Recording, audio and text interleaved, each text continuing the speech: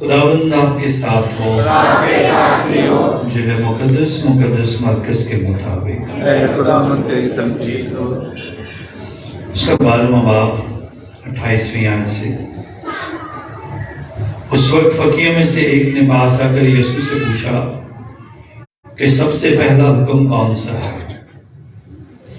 یسوع نے جواب دیا کہ پہلا یہ ہے، سن اے اسرائیل کہ خداوند ہمارا خدا ایک ہی خداوند ہے، پس تو خداوند اپنے خدا کو اپنے سارے دل اور اپنی ساری جان اور اپنی ساری عقل اور اپنی ساری طاقت سے پیار کر، اور دوسرا یہ کہ تو اپنے ہمسائے کو اپنی مانند پیار کر، ان سے بڑا اور کوئی حکم نہیں۔ اور فقیر نے اس سے کہا کیا خوب ہے استاد، تو نے سچ کہا ہے کہ وہ ایک ہی ہے اور اس کے سوا اور کوئی نہیں، اور کہ اس کو سارے دل اور ساری عقل اور ساری طاقت سے اور اپنے ہمسائے کو اپنی مانند پیار کرنا سب سخت قربانیوں اور ذبیحوں سے افضل ہے۔ اور جب یسوع نے دیکھا کہ اس نے عقل مندی سے جواب دیا تو اس سے کہا تو خدا کی بادشاہی سے دور نہیں، اور بعد اس کے کسی نے اس سے سوال کرنے کی جرت نہ کی۔ انجیل پاک کے وسیلہ سے ہماری خطائیں معاف کی جائیں۔ سب تشریف۔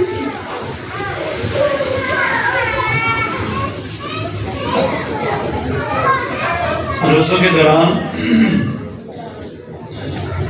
آج چوتھا جمعہ ہے کہ ہم خداوند کی حضوری میں اکٹھے ہوئے ہیں، اور گزرے ہوئے 3 ہفتوں کے دوران ہم نے خداوند کے حضور جمعے کے روز مختلف یسوع مسیح سے جڑے ہوئے لمحات اور یسوع سے جڑی ہوئی چیزوں پر غور کیا، اور خاص طور پر پہلے جمعے کے روز ہم نے خداوند کے حضور اس کے چھدے ہوئے دل کی طرف غور کیا جو نیزہ اس کے پسلی پہ لگا۔ پھر ہم پچھلے 2 جمعوں سے جو 2 ہفتے گزرے ہیں خداوند کے کپڑوں پر بات کر رہے ہیں، اور خداوند کے سر کے کپڑا، اس کے بعد بدن پر پہننے والے کپڑے اور کمر کا پٹخا اور اس کی جوتی پر غور کیا۔ پچھلے گزرے ہوئے جمعے ہم نے خداوند کے حضور اس کے کفن پر اور سر پر باندھے جانے والے کپڑے پر غور کیا۔ آج ایک اور کپڑے پر غور کریں گے جس سے ہم خداوند کے حضور اس کی زندگی کو اور اس کی صلیبی موت کا ہم اور اچھے طریقے سے سمجھ پائیں گے، اس کے پیچھے کیا چھپا ہے۔ میں نے کہا تھا سوچیں کون سا کپڑا ہے جس پہ میں بات کروں گا، کسی نے سوچا ہو؟ جی کوئی ایسا جس نے کوشش کی ہو کہ کچھ سوچا جائے؟ کوئی جواب، غلط جواب ہی صحیح۔ وہ کپڑا جسے مسیح کا منہ پھوٹا گیا، اس پہ نہیں، چلے ایک کپڑا ہے، اس پہ بھی اگلے سال ضرور بات کر سکیں گے، ٹھیک ہے؟ چلو ایک گیس ہے، اور کوئی کپڑا جو صلیبی راستے میں اور صلیب پر یسوع کے ساتھ جوڑا گیا، سو اس کا ذکر میں آج کرنا چاہتا ہوں۔ یہ کپڑا ہے ہیکل کا وہ پردہ جب یسوع مرا تھا تو پھٹ گیا تھا، اور اس کا تذکرہ آج ہم سنیں گے خداوند کے حضور متی رسول کی انجیل اس کا 27واں باب 50ویں آیت سے۔ اور یسوع نے پھر بڑی آواز سے چلا کر جان دے دی، اور دیکھو ہیکل کا پردہ اوپر سے نیچے تک پھٹ کر 2 ٹکڑے ہو گیا، اور زمین لرزی اور چٹانیں تھڑکیں اور قبریں کھل گئیں۔ سو خداوند کے حضور آج ہم اس پر بات کریں گے تاکہ ہم تمام آج اس مقصد کو سمجھ پائیں، ہیکل کا یہ پردہ کیوں پھٹا اور کیوں یسوع مسیح کی موت کے ساتھ اس کو جوڑنا بڑا ضروری تھا۔ کیا خدا اس سے چاہتا تھا اور کیا اس میں بیان کرنا چاہتا تھا؟ یہ منظر کیسا ہے؟ یہ ہیکل کا پردہ کیسا ہے؟ اس کے پیچھے کیا کہانی اور کیا سوچ ہے؟ کیا چھپا کے رکھا گیا ہے؟ کیا راز ہے اس کا اور اس کا مطلب کیا ہے اور کیوں اسے پھاڑا گیا ہے؟ اس سب کے متعلق آج ہم جاننے کی کوشش کریں گے تاکہ ہمیں اس بات کا اندازہ ہو جائے اس کا تعلق مسیح کی موت کے ساتھ کیا ہے، اور ابھی جو سفر ہم نے پیلاطوس کی قیداری سے شروع کر کے کلوری تک ہم پہنچے ہیں، اور کلوری کے مقام کا یہ منظر جہاں یسوع نے سر جھکا کر جان دی ہے، اور ہیکل کا یہ پردہ جو ہے وہ درمیان سے پھٹ گیا ہے۔ یہ پردہ کہاں لگا تھا؟ داؤد بادشاہ نے جب اس ہیکل کو بنایا تو اس نے ہیکل کی بناوٹ میں ایک ایسی جگہ رکھی جہاں پر اس پردے کو نصب کیا جانا تھا، اور یہ کوئی 30 کیوبک کا جو اس کی لمبائی تھی، اور جب اس کو دوبارہ ہیرودیس بادشاہ نے اس ہیکل کی دوبارہ سے تعمیر کی تو اس نے اس کو 40 کیوبک کر دیا، اور اس طرح سے یہ کپڑا کوئی 60 فٹ لمبا اور 30 فٹ جو ہے وہ چوڑا تھا، اور خداوند کے حضور اس کی لمبائی اور چوڑائی جہاں پر بہت زیادہ تھی، اس کی موٹائی جو تھی اس کو ایک ہاتھ کے قریب اس کی موٹائی تھی۔ جب ایک ہاتھ کا ذکر کرتے ہیں تو کچھ ہاتھ کو یہاں تک مانپتے ہیں، کچھ یہاں تک بھی مانپتے ہیں، اور بائبل مقدس میں اگر بائبل مقدس آپ کے گھر میں ہو تو ضرور بائبل مقدس کے پہلے 2 صفحے آپ کھولیں گے تو جہاں پر چیزوں کی پیمائش کا ذکر کیا گیا ہے وہاں پر ایک ہاتھ کی لمبائی 18 انچ کے برابر 1 فٹ 6 انچ کے برابر بتائی گئی ہے۔ تو یہ پردہ آپ اندازہ کریں کہ 18 فٹ چوڑا تھا، اور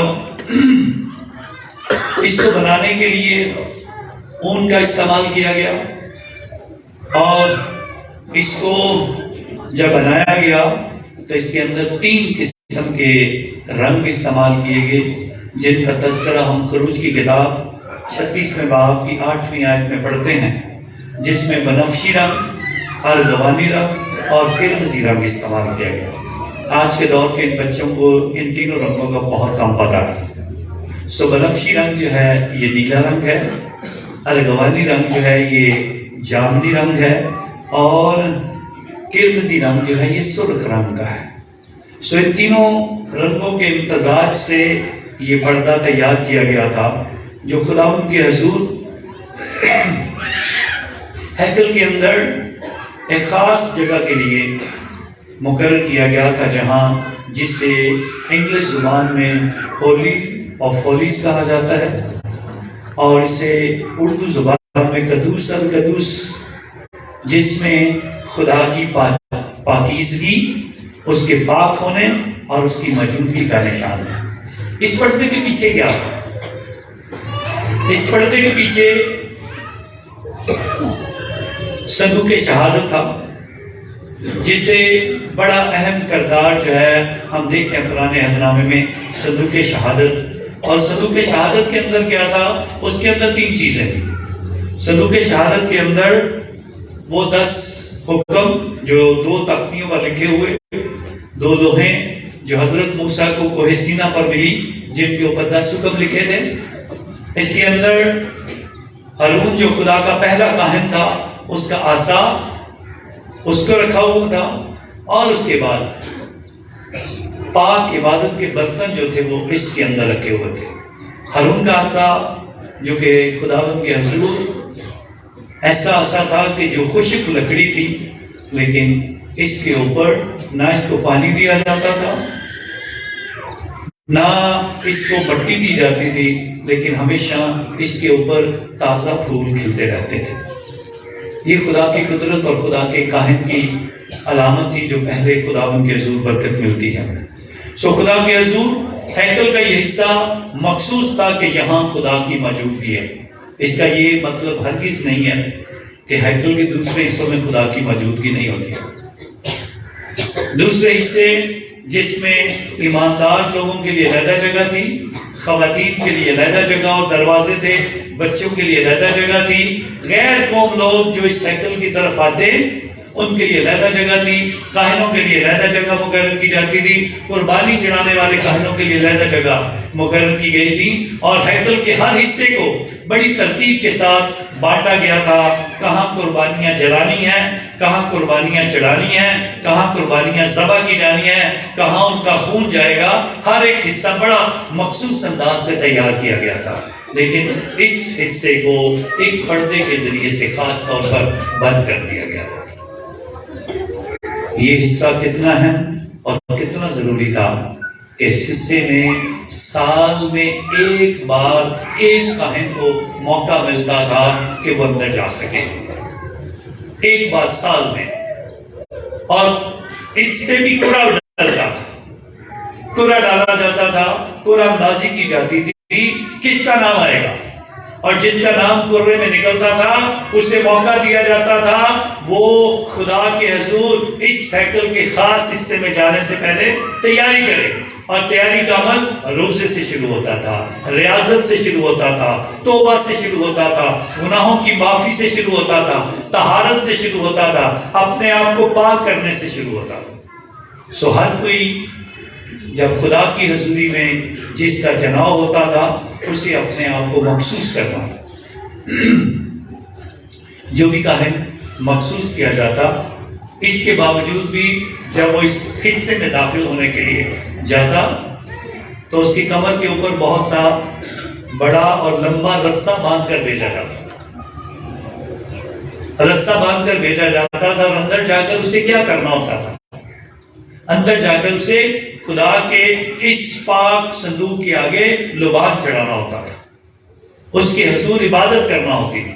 اور رسہ اس لیے باندھا جاتا تھا اگر خدا نہ خواستہ کاہن گناہگار ہے، اگر وہ اچھے طریقے سے توبہ نہیں کر سکا، اگر اس نے اچھے طریقے سے تیاری نہیں کی ہے، اگر اس نے معافی نہیں مانگی ہے تو وہ وہیں پہ مر جاتا. اور جب وہ مر جاتا تھا تو کسی اور کو اندر جانے کی اجازت نہیں ہوتی تھی. اس لیے جب وہ دیر کرتا تھا تو لوگ پریشان ہوتے تھے، اور اگر مر جاتا تھا تو پھر رسے کے ذریعے سے اس کو باہر کھینچ لیا جاتا تھا. اندازہ کریں لوکا کی انجیل اس کے پہلے باب میں زکریا کاہن یوحنا اصطباغی کا باپ جب اندر جاتا ہے اور فرشتے سے اس کی ملاقات ہوتی ہے اور وہ کہتا ہے کہ میں تجھے بیٹا عطا کروں گا، اور وہ فرشتے سے کہتا ہے میں تو بوڑھا ہو گیا ہوں. اور پھر وہاں پر خدا کے فرشتے سے باتیں کرتے ہوئے خدا کا جلال بھی اس پر ظاہر ہوا، اور اس کے اپنے چہرے پر وہ دہشت نظر آتی ہے. اور پھر اس کو گونگا کر دیا گیا جب تک یوحنا اصطباغی پیدا نہیں ہوگا، اس کا نام نہیں رکھا جائے گا، تب تک وہ گونگا رہے گا. خدا کے وعدے جب تک پورے نہیں ہوں گے، خدا کا کہا جب تک پورا نہیں ہوگا. تو اس لیے لوگ باہر اس کا انتظار کر رہے ہوتے ہیں، پریشان ہوتے ہیں کہ شاید وہ بھی اندر مر گیا ہے. لیکن وہ باہر آتا ہے اور لوگ اس کا چہرہ دیکھ کر کہتے ہیں ضرور اس نے کوئی رویا دیکھی ہے، ضرور کوئی اس سے ہم کلام ہوا ہے، ضرور اس کے پاس کوئی پیغام ہے، ضرور خدا کی کوئی نبوت اس کے پاس ہے، اور ضرور خدا اس سے ہم کلام ہوا ہے اور خدا کے لوگوں کے لیے کوئی پیغام لے کر آیا ہے. لیکن وہ بول نہیں سکتا تھا. سو خدا کے حضور یہ حصہ بڑا ہی اہم تھا. بہت ہی خدا کے حضور اس عمل کے دوران خدا اس عبادت اور ہیکل کے اس خاص حصے کو ہمارے سامنے پیش کرتا ہے. اور خدا کے حضور بائبل مقدس کے اندر متی کی انجیل 27واں باب 50ویں آیت سے لے کر 51 آیت تک، اس کے بعد مرکز کی انجیل 15 باب میں ہم خداوند کے حضور اس عمل کو دیکھتے ہیں 32ویں آیت سے لے کر 38ویں آیت تک، اور پھر لوکا کی انجیل کے 23ویں باب میں بھی خداوند کے حضور اس کپڑے کا ذکر کیا جاتا ہے. خداوند کے حضور یاد کریں، ایک طرف کلوری کا منظر ہے اور ایک طرف ہیکل کی یہ چادر ہے.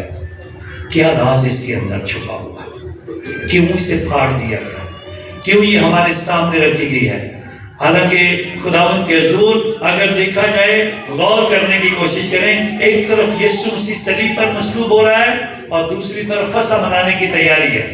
ایک طرف لوگوں کا ہجوم ہیکل کے اندر ہے اور ایک طرف ایک چھوٹا سا ہجوم جو کلوری کے مقام پر کھڑا ہے۔ ایک طرف بہت سارے یہودی قربانیاں چڑھانے کے لیے ہیکل کے اندر موجود ہیں، اور پھر ہیکل کے اندر اور کیا چل رہا ہے؟ ہیکل کے اندر بہت سارے لوگ ہوتے ہیں، اور آپ کو اندازہ نہیں ہے، ہیکل کے اندر بہت سارے یہودی لوگ جو لاوی کے قبیلہ سے تھے، ان کی ذمہ داریاں لگتی تھیں۔ کچھ آگ جلاتے تھے، کچھ بخور جلانے کے لیے، کچھ بخور اور آگ جلانے کی وجہ سے جو کوئلے بنتے تھے ان کی راکھ بنتی تھی وہ اٹھاتے تھے، کچھ موم بتیاں جلاتے تھے، کچھ موم بتیوں کے علاوہ جو دیے جلاتے تھے ان میں تیل ڈالتے تھے، کچھ خداوند کے حضور یہ کوشش کرتے تھے کہ کہیں پر بھی روشنی کم نہ ہو، کیونکہ آگ خدا کی موجودگی کا نشان تھی۔ اور ہیکل کے اندر آپ اندازہ لگائیں کہ خدا کے حضور بہت سارے لوگ، جو خداوند کے حضور 24,000 لوگ 24,000 لوگ صرف ہیکل کے لیے ڈیوٹی دیتے تھے، ہیکل کی خدمت کرنے کے لیے۔ دعا کرنے والے اور دوسری جگہوں سے آنے والے بہت سارے لوگ ہوتے تھے، اور 24,000 لوگ جو تھے وہ ڈیوٹی دیتے تھے، اور ایک وقت میں 8,000 لوگ ڈیوٹی دیتے تھے، اور 3 شفٹوں میں دیتے تھے، 8-8 گھنٹے کی 3 شفٹیں ہوتی تھی، اور ان 3 شفٹوں میں ایک کے بعد دوسرے آ جاتے تھے، اس کے بعد تیسرے، فوجیوں کی طرح اپنی اپنی ڈیوٹی جو تھے ہر کوئی ادا کرتا تھا۔ آج ہمارا بھی موقع ہے سوچنے کے لیے ہم چرچ کی کون سی ڈیوٹی دیتے ہیں، ہم اپنے آپ کو کس مقصد کے لیے پیش کرتے ہیں۔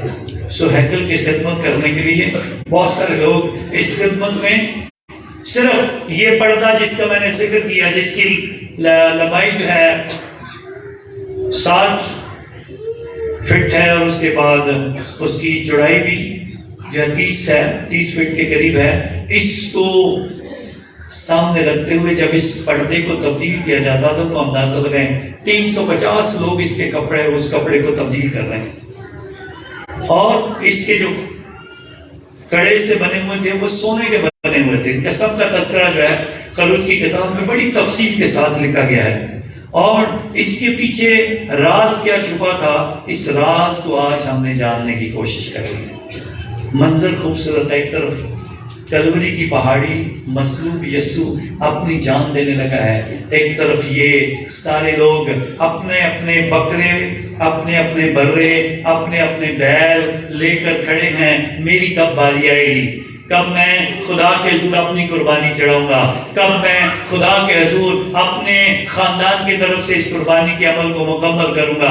یاد کریں خداوند کے حضور وہ اس طرف دیکھ رہے ہیں کہ کیسے یہ خدا کے حضور، یہ پردہ جو خاص اہمیت رکھتا ہے، اس پردے کے اندر خدا کی موجودگی ہے، خدا ہماری قربانیوں کو دیکھ رہا ہے، اور ایک طرف یسوع مسیح خدا کا برہ مصلوب ہو رہا ہے۔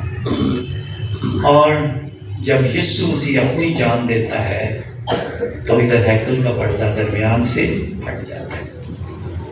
اب بتایا کیا جا رہا ہے؟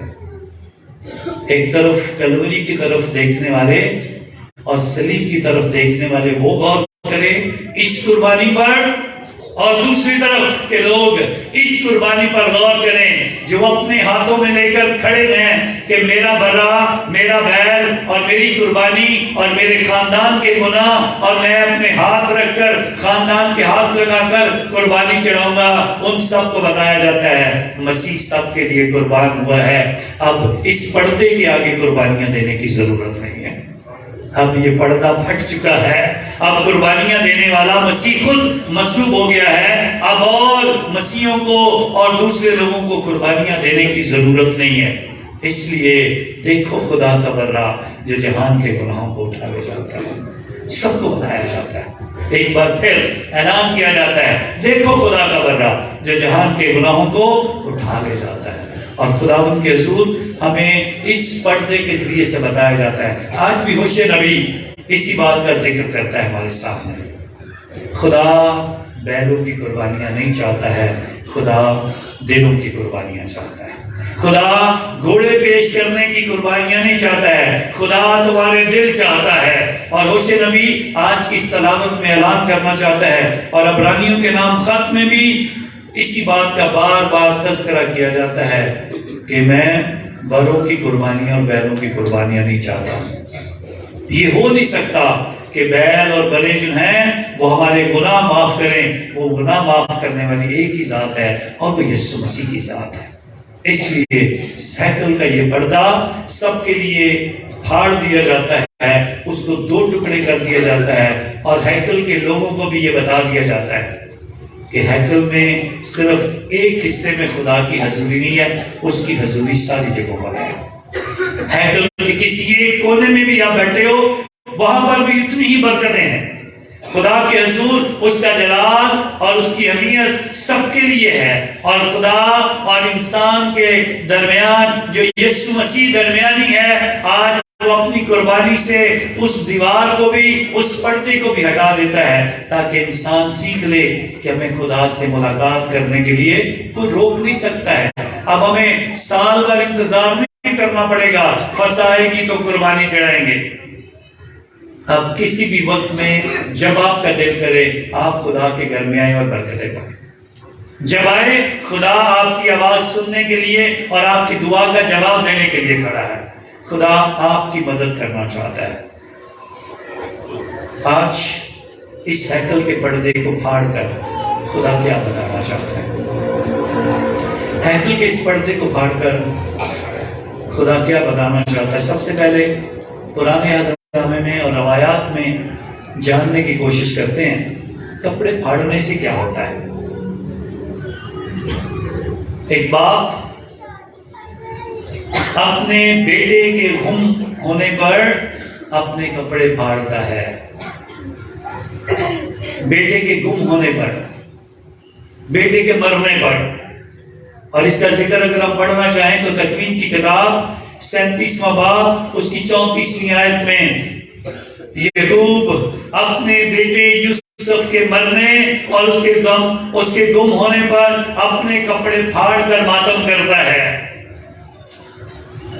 بادشاہ اپنی قوم پر آنے والی کسی بھی مصیبت اور دکھ کے وقت اپنے کپڑے پھاڑتا ہے۔ جب نعمان سریانی ایک خط لے کر آیا تھا تو بادشاہ کو کہتا مجھے شفا دے، تو بادشاہ کہتا میں کون سا تو نبی ہوں، میں کہاں سے تجھے شفا؟ تو لڑائی اور لڑنے کا بہانہ ڈھونڈ رہا ہے۔ اور بادشاہ اس کے سامنے اپنے کپڑے پھاڑ کر کہتا ہے میں خدا نہیں ہوں جو شفائیں بانٹوں۔ اور پھر الیسا نبی کہتا ہے اے بادشاہ اسے میرے پاس بھیج، میں شفا دوں گا خدا کے حضور۔ بادشاہ بھی اپنے کپڑے پھاڑتے تھے۔ آج یسوع مسیح کی موت پر ہیکل کے اندر خدا اس پردے کو پھاڑ کر اس بات کا اعلان کرنا چاہتا ہے کہ میں اپنے بیٹے کے مرنے پر آج اپنے کپڑے پھاڑتا ہوں، اور ہیکل کے اندر جہاں خدا کی موجودگی ہے وہاں اس پردے کو خدا پھاڑ دیتا ہے۔ پھر یسوع کے بپتسمہ کے موقع پر آسمان پھٹ جاتا ہے، تبدیلی صورت کے موقع پر آسمان پھٹ جاتا ہے، اور آواز کیا آتی ہے؟ یہ میرا پیارا بیٹا ہے المحبوب جس سے میں خوش ہوں، تم اس کی سنو۔ اور آج یسوع کی موت پر بھی اعلان کیا جاتا ہے۔ اس چادر کے پھاڑنے سے خدا بتانا چاہتا ہے یہ میرا پیارا بیٹا ہے۔ اور آج یہی بیٹا آپ سب سے ایک ہی سوال کر رہے ہیں، اور وہ سوال ہے ایک دوسرے سے پیار کرو، خدا سے پیار کرو، اپنے ہمسائے کو پیار کرو، ایک دوسرے کی ضرورتوں کا خیال رکھو، ایک دوسرے کے ساتھ مل کر خدا کے نام کو جلال دو، ایک دوسرے کے ساتھ مل کر خدا کے حضور میں اس کی دی ہوئی برکت پر غور کرو۔ آج پردہ پھاڑنے کا مطلب ایک بار پھر سمجھنے کے لیے ہم باغ عدن میں جاتے ہیں۔ باغ عدن میں جاتے ہیں، باغ عدن میں بھی شاید اس کا کچھ حل نظر آ جائے۔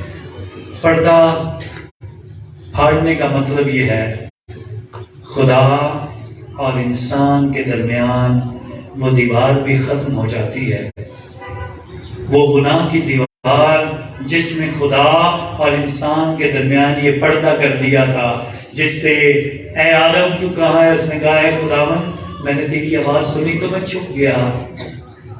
کس نے بتایا؟ اس نے کہا میں ننگا ہوں۔ کس نے تجھے بتایا؟ اس نے کہا میں نے تیرا حکم توڑا ہے۔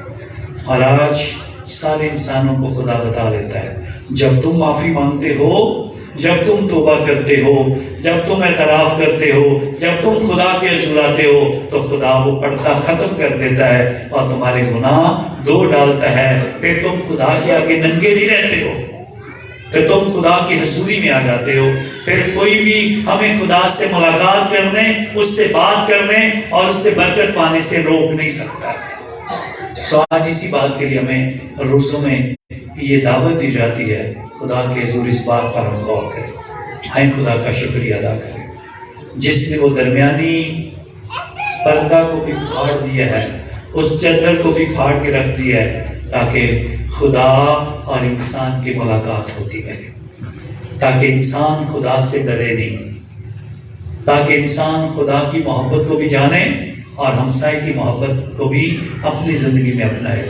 آئیں خدا کا شکریہ ادا کریں اور روزوں کے اس وقت میں اچھے لمحات کے لیے، اچھے اس وقت کے لیے ہم سب ہمیشہ خدا میں بڑھتے جائیں اور اسی کے نام کو جلال دیں مسیح خداوند کے وسیلہ سے۔ سب کھڑے ہوتے ہیں خداوند کے حضور۔